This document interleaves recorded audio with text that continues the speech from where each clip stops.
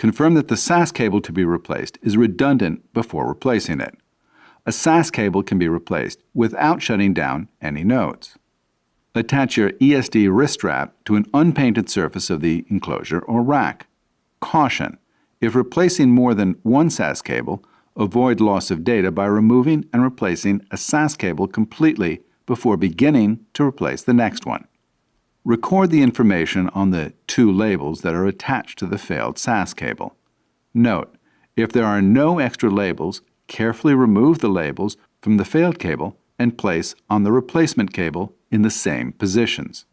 Remove each end of the SAS cable by grasping the cable connector, pushing inward while pulling the long tab above the connector to release the cable from the port and disconnecting the SAS cable.